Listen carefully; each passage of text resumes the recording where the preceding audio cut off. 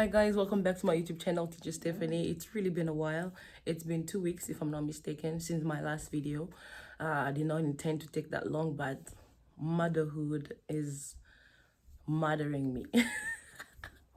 It's really changing things around, and it's really hard to just say I'm gonna do this at 9 and you do it at 9. Like, it's so unpredictable to do anything as a new mom because the baby is so small. She needs your attention. You can't do things the way you used to do them before. I can't even go to the gym like I used to go to, like 3-4 times a week. Like, sometimes you wake up, you're tired, sometimes you barely sleep at night, you don't have the energy because the lack of sleep really causes you to be very tired. You cannot have energy to work out or do anything. So things are really not really the same as it used to be before.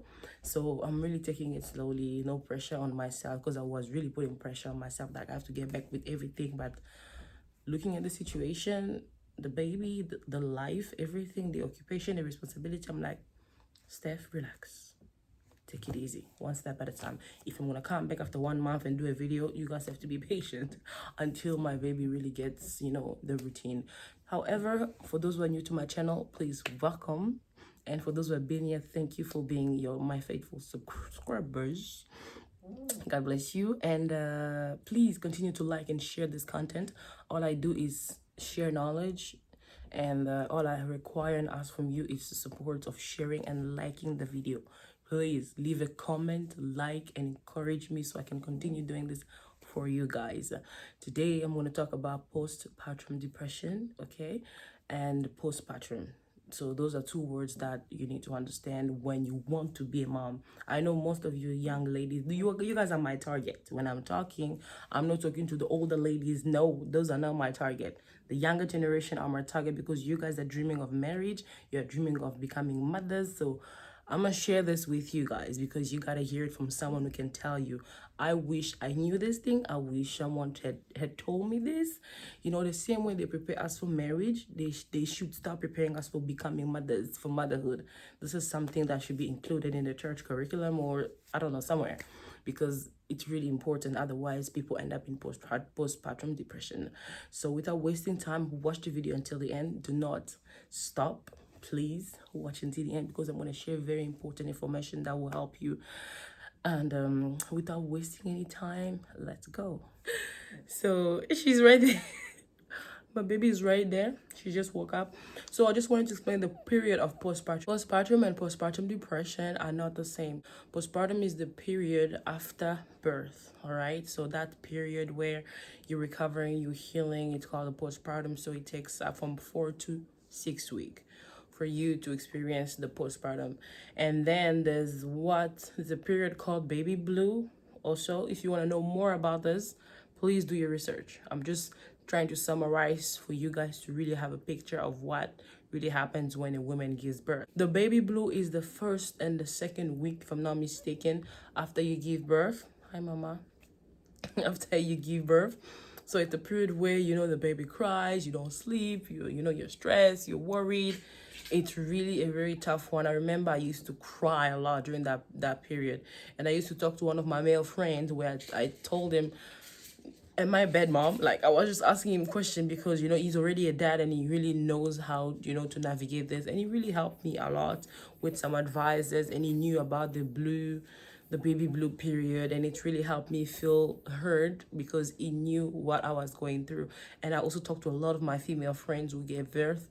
Some of them didn't know about the baby blue period, although they went through it. So it's always good to know what you're going through, so you know how to ask for help. So after the baby blue, if that season does not go away, okay, after the 4 to 6 week, then it turned into postpartum depression. So gotta be careful. You gotta really observe your friends, observe yourself. The first 2 weeks it's the baby blue, and then 6 week it's postpartum, which is normal, going through the crying and the stressing a little bit. But after 6 week, if it still continues, then you may be heading towards the depression part. So seek help if you feel that way. If you want to know more about postpartum depression, talk to your OB. They will always help you. And then postpartum depression can happen after the postpartum period, if that feeling of frustration, being sad, being overwhelmed, it's not stopping, it can get worse down the line and it turns into postpartum. I'm going to read from my research that I did so that you understand what are the signs that can tell you that this woman here, she has postpartum depression. All right. So let me read from my note. Postpartum depression. These are some symptoms you can detect from that person. So when you see a woman who gave birth, please, I'm asking you guys to be supportive. Forget about how she looks. Forget about her weight. Forget about how she is changed. Forget about anything that is to do with her physical. Focus on her mental health. When they say postpartum depression, does not mean you are crazy, okay, or you're a disability. No, it's a mental state, okay, something that can cause problems mentally. So if you guys are focusing on the wrong thing, you're gonna let someone die of postpartum depression. I've been watching videos on YouTube and doing research. A lot of women even committing suicide because of postpartum depression. That thing after birth, if you don't have any help, if you do not have any good husband or partner to help you, or family members or friends to support you, to show up and help you with the newborn, you are going to get postpartum depression because it's going to be so overwhelming. It's really different in Africa because we have uncles, aunties, grandmothers especially, who are always there for us. So our parents didn't really go through this, but you come to America, a country where you have responsibility, where your husband has to go to work, where you have bills to pay, where you have all the stress left and right, and now you have a baby. It may cause a lot of stress. So I'm asking you, if you have a friend who gave birth, please show up for them. Check on them. Call them. Even a simple call means something. People could be going through a lot and they don't have anyone to talk to. And you call yourself my friend, but you don't check on me. You don't call me after birth. Simply because I don't blame a lot of people. They're really a little bit ignorant, forgive me about the word, about postpartum depression and what it can cause. I've been looking deep into it and I noticed a lot of people die from it. A lot of people kill their babies from postpartum depression. I saw another lady who put the baby on the oven. She mistaken the baby from something else. Another woman who went on vacation and left the baby at home for 10 days. Like, they lose their mind. And if they don't have anyone constantly checking on them here and there, you guys will regret it later. So please, let's start focusing on the right thing. The reason why people go through postpartum depression is because taking care of a newborn is hard. I'm telling you, super, super hard. It's not easy. But we thank God because the Bible says, I can do all things through Christ who strengthens me. God will give you a strength. I don't know. Nobody taught me certain things with my newborn. I learned it. It came automatically. God has really created women very amazingly that we learn things and we do things naturally. So we have that natural nurturing side of us, that to take care of things and to nurture things or people. So those are things that we really will come if you give birth without even being taught or not. So taking care of a newborn is hard, like I was saying, because you have this baby and you don't know what to do with her when she's screaming, when she's crying. You know, sometimes when I used to babysit other people's child, when they cry, you go and give them to their mom. But you have baby when she's crying, you're the mom. There's nobody to go and hand the baby to. So if you don't know how to regulate your emotions, because I'm telling you, I used to get frustrated when the baby cried, I would scream. I'll be like, why are you crying? I can't hold. And my mom would be like, be nice to the baby. It was so hard for me. I felt horrible. I was like, I'm a bad mom. I don't know how to take care of a baby. And then some people had the guts, to tell me, oh, you should know this thing. You should. Excuse me, this is my first baby. I'm very ignorant. I know nothing. And maybe, probably my second one, I will flow because I already have experience with this one. So when a woman gives birth, be very picky with your word and be kind with your word. A woman who gives birth, newly gives birth, do not come to her and tell her I know you're going to be pregnant again pretty soon. You guys are focusing on the wrong things. She's first of all, mentally unstable for that moment. She needs a lot of help. And here you are telling her, oh, you need to keep adding more babies because after that you can rest. Excuse me. Is she even healed? Is she calm? Is she at peace? And you're worrying about the next kid. You guys need to stop that. If we don't talk about these things, nobody's going to talk about it. You guys need to stop asking people, when are you having the next kid? Because having one kid is a responsibility, not just providing for the baby. It's a spiritual responsibility. You have to educate that baby. You have to be present, and you do not just give babies left and right because you have to. You must be ready, not just financially, but spiritually, emotionally, and physically. Because after you give birth, your body needs to recover.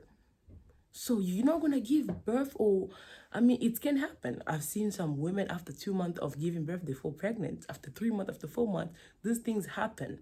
But if it happens, we thank God. But you should not fall under the pressure of people telling you when to have the next baby. And you people should not tell people when to have babies because you don't know the struggles.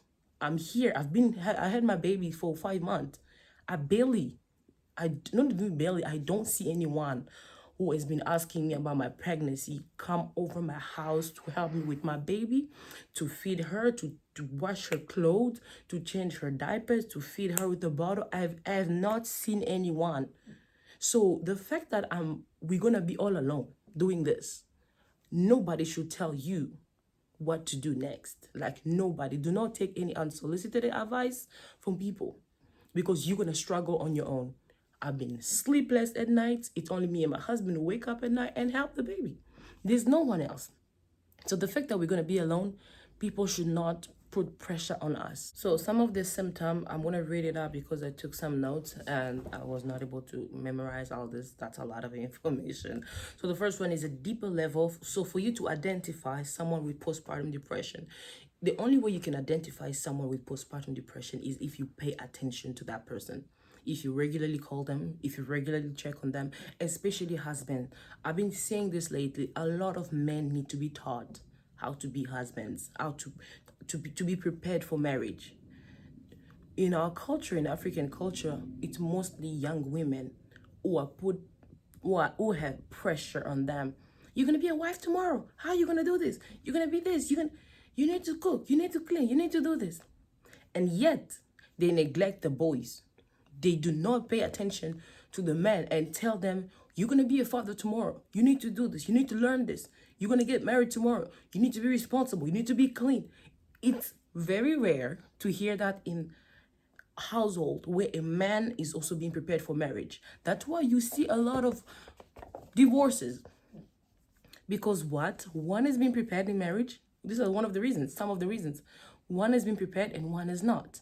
So there's this thing that when you come into marriage, you find that, oh my God, is this how this person is? You know, especially for men. Some of them are very dirty. Some of them don't clean. Some of them can barely save money. Some of them are very disrespectful. Some of them are very violent. They fight women. They beat up women because they were not taught how to be good husbands. Dear young men, I'm going to open a bracket. Find good role models for you to become a good husband tomorrow. If you don't have a father, find a mentor, someone you look up to or you can listen to prepare you for marriage. The same way your future wife is being prepared for marriage somewhere, you need to get prepared for marriage too. Because you're not going to walk into a house where a wise woman is building a home and here you come, break it because you are not prepared. So please, that's what I'm saying. When a woman falls pregnant, she's a new mom. And she has the father is also a new dad. And this woman has been prepared to be a mom and this guy is not. So the guy is going to be frustrated because he's going to think the woman is too much. She's asking for too much. She's a woman. She's supposed to know this. She's supposed to do this. Yet, we are both learning. So please, dear parent, if you have a boy inside of the house, prepare him to be a good father and a good husband or fiance to someone's child. We have our daughters, we're going to prepare them, but your sons need to be prepared too. So make sure, dear husband, this is for guys, Observe your wife after pregnancy. You will notice a change. Her behavior will change, her mood will change if only you pay attention. But if your mind is somewhere else, you're gonna think she's going crazy, she's too much. Because the frustration of taking care of the baby, of not sleeping at night, because girls forget your sleeps. Some babies don't sleep, not all the babies, some babies just don't sleep. Newborn stage is very tough. 3 to 4 months, they go through a sleepy regression, they barely sleep, and they can go through that. And not sleeping, breastfeeding, trying to be a good mom, trying to provide, being a good wife, someone can go crazy. So if you don't have a husband who's gentle with you, who's understanding, loving, and caring, you can go crazy. So dear man, please learn how to be a good husband. So number one, the deeper level of sadness. Someone can be very sad. There's a sadness and a deeper level of sadness. So when someone is very, very sad, something that you cannot see changing, that's a red flag. That's a sign that postpartum depression is hitting them. Number two is poor appetite. They don't want to eat. Some people can eat after birth. There is this hunger that you have, especially when you're breastfeeding, but they don't have any appetite. That's number two, sign of postpartum depression. Number three, isolation. They want to be alone. They don't even want to see the baby. They don't want to take the baby. They feel frustrated. They hate the baby. That, because I seen a lady on the news who went on vacation for 10 days and left the baby at home. She wanted to isolate herself from the baby because it's too much. It can be too much. If you don't have a heart of loving that child, you're going to think she's bothering you or he's bothering you. You don't want anything to deal with them. So that sign, if you call your friend and she tells you, wait, if you ask her, where's the baby? Oh, he's at home. She's at home. Like, pay attention to how they're treating that child, because it can be a sign of postpartum depression. Screaming and throwing things, I don't think it happened to me. No. Someone can go be crazy, screaming and throwing things because they're frustrated. The newborn, the baby is crying, you give her the breast, you soothe her, you sing for her, you swing her, she does not want to stop crying. It can frustrate you. So please, pay attention to those kind of signs. Ask your friend, how are you doing? How are you feeling? So that you can know if there's any of this sign, so you can be alert and seek help for them. Another sign is poor sleep. With poor sleep, the fact that you are a new mom, you're definitely going to have a poor sleep, because the baby may not be sleeping at night. So there will definitely be a poor sleep. So that is a sign of depression. So make sure that you check on your friend. How's your sleep? Are you sleeping? Are you getting enough rest? Make sure you check on them. And number four, they're always irritated, depressed mood. They sound suicidal. If someone is telling out, I don't want to live anymore, I want to die, I want to kill myself, things like that, it's a red flag. You should really intervene before it's too late. If someone is always irritated, they can hurt the baby, because the reason why you're paying attention to their mood and checking on them is because you do not want them to harm the baby. Because when they're frustrated, they're suicidal, they're all these things, stressed, they will take out the frustration on the newborn. If God is not there, listen, I had to continuously call upon the Holy Spirit to help me love my child, to help me not think she's a problem. Because the fact that she was crying all the time, I was like, what do you want? And I kept praying, Holy Spirit, teach me how to love my baby. Help me. She's not a problem. She's crying because she needs me. I had to put her first, because I was putting me first. I was like, I have to sleep. She's bothering me. I also need to sleep. I also need to rest. And that was the point of frustration. But then when I figured that she comes first, okay, I put her to sleep first, then I can sleep. So that has really changed the game for me. I was like, when my baby sleep, I'm going to sleep. So I made sure she's safe, and then I'm going to go to sleep. But if you want to sleep before her, you're going to get frustrated. So make sure you check on your friends. And another one is trouble functioning, negative thoughts, very negative thoughts, especially towards the baby. Most of this frustration will go toward the baby. So make sure you check on your friend. Less positive emotions towards your baby. They can connect with the baby. Sometimes the baby's going to be there crying. This lady is just looking at her, looking at the baby. They don't want to touch the baby. because they are depressed. So if you know your friend who gave birth, check on them, because these are signs that they're going through depression. And then another one is, you will see some of the speech saying that my baby hates me, and then she envy other people's freedom. Oh, I wish I was single again. I wish I was not a mom. I miss being alone. Things like that are signs that this person is depressed and she's not ready to be that mother for that baby. And this is for you to help her, not for you to judge her and tell her you are a bad mom. Why are you doing this to the child? It's her first time being a mom. You need to understand that she's going through this. She's trying to, I was telling myself that I'm getting to know my baby. It's like a relationship.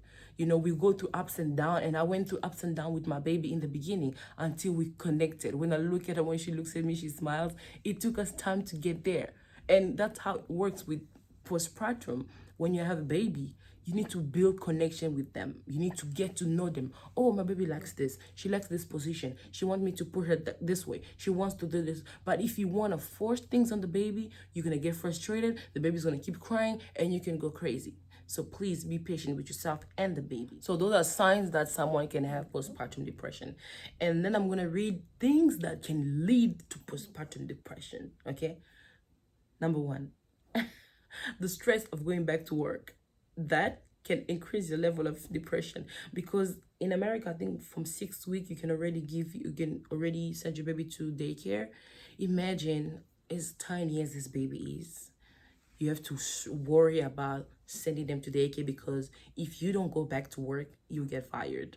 I had to quit my job completely because I did not want to be under the pressure of, hey, you have to come back to work, your 6 weeks are over. I did not want that. So I sacrificed my career for my baby because I want to put her first. And my child will not go to daycare until she can report anything to me. I'm going to teach her everything she can learn in daycare, because there's nothing that they're learning that I cannot teach her at home. Until she can report anything that mom, this happened at school, then I can send her to pre-K or school. As long as she cannot talk or express herself, I'm gonna be with her for as long as I can. The pressure of just going back to work can also increase your level of depression, because you worried so much that who's gonna take care of my baby? Is she gonna be safe? Well, I have to go and provide and bring back the money at home, especially for single moms. I don't know how you guys do this, because you don't have any choice. You have to leave your baby in daycare so you can go provide for her. So these are things that can lead to postpartum depression. So that's why I'm talking to husbands. Work as much as you can, save as much as you can, because life after birth, it can be stressful. You don't want to put pressure on your wife to go back to work because she has to contribute with bills at home. Your priority has to be that child's health and growth. If they leave her on the daycare, they may not take care of her as much as your wife can. Unless you both agree to send the baby to daycare, fine. But if possible, keep your wife at home for as long as possible so the baby can grow with her full attention. Number two, homelessness. If you don't have a home after birth, it can cause you depression, especially for these people who are coming to America newly, buy food, they're sleeping outside in shelters, in hotels. It can frustrate them, it can stress them because they don't have a shelter to stay. So these are things that can cause postpartum depression. So if you know anyone who stays in a shelter, hotels, take time to go check on them. Take time to go see them. If you have some money, clothes, food, just go and visit people out there and give them something. It's very important. Number three, financial issues. If you have financial issues after birth, it's gonna stress you out because you're wondering where the next meal will come from for this child. That's why it's important to work as a woman before pregnancy so that you can save as much as possible. Especially, I'm talking to couples. I'm not talking about people outside of marriage, boyfriend and girlfriends. Nope, you guys are not my target. I'm talking about those who are planning to get to marriage and those who are already in marriage. Please work on your finances, because if you don't have enough provision financially, your wife is gonna have to go to work and it's going to stress her out and cause depression. So please, these are things that happen, and we don't just talk about it in the community. We don't believe in it. I'm not telling you to wear an identity that's, not yours, but these are things that can be caused by this kind of stuff. So be aware of this so that when you see it, you know that it's postpartum depression. Another thing that can cause postpartum depression is being a single mom. Single mom, they go through a lot. They have to provide for their children, for their household. They're the head of household, and it's going to be a lot. So Who, if you know any single mom that's your friend, someone you know, check on them. Another one is teen mom, someone who's a teenager who falls pregnant can go through a lot of depression. Imagine someone who's married who has a husband can go through depression. What about you, a teen mom? That's why I'm telling young ladies, please close your legs.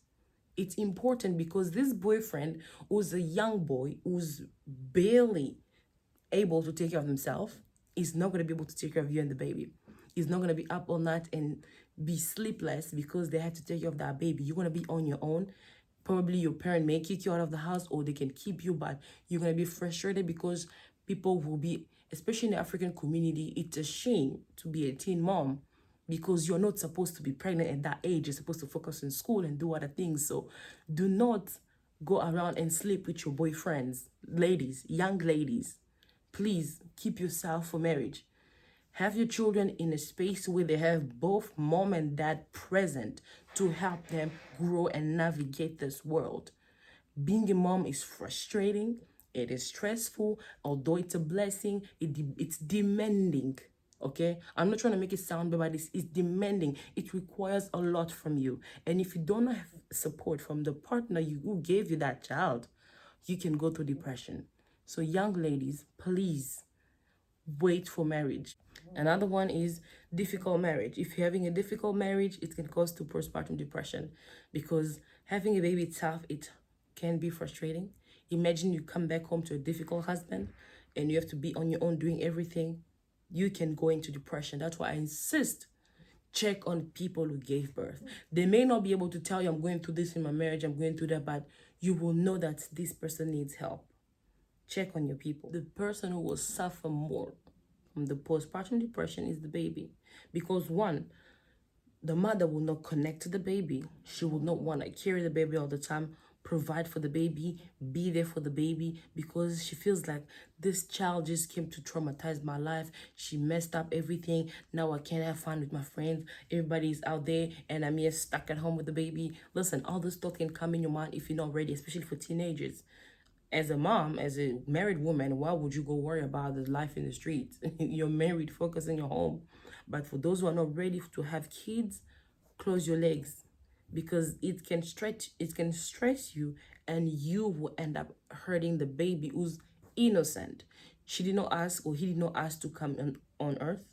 You ended up bringing her here with your partner. For those who are in marriage, they can also make the baby suffer if the other partner is not supportive. You know, I hear a lot of my friends, a lot of people I know who gave birth recently. We do talk a lot, and I hear them saying, "I couldn't do this without my husband. My husband was very helpful." Another one will say, "My husband knows nothing. He's not helping me. He thinks I'm too much. He doesn't carry the baby." Like everybody have a different experience. And for those husbands who are not helping their new moms, wives who are new mom, please step up because you're frustrating your wife, and when you are not home, you don't know what that woman will do to that baby. But if you give her the love required, the love needed, the support, even if you can't find someone who can help her, you're going to see that she will take care of that child. Some people do not have the Holy Spirit to keep their mind clean or to keep them from harming the baby or give them that peace of mind. So if you as a husband, as a partner, you're not supportive, you're pushing that woman because when she's depressed, she's not thinking right. She can hurt the baby. So let's be supportive as much as possible. How do we solve this issue? Because we presented the problem and now we need to come up with a solution. Number one, seek help. If you seek help when you feel like you have postpartum depression, it does not make you crazy. It does not mean you are sick. You are in Lingala de Seliboma. You are not. You just need help to navigate through this period. Remember, it's a period of time and it's going to pass. It does not define you. It does not mean that's how you're going to be forever, but it's a period that's going to pass. So, number one, seek help. Number two, talk to your doctors, talk to your OB. Tell them how you feel. You know, I know you're afraid they're going to put you on meds, they're going to do this and that, but you do not want to remain isolated so you can hurt yourself or the baby. If that happens, you know, in this country, they can easily take away your child. So make sure you seek help. Number three, talk to your pastors, you know. With pastors, sometimes they take most things spiritually.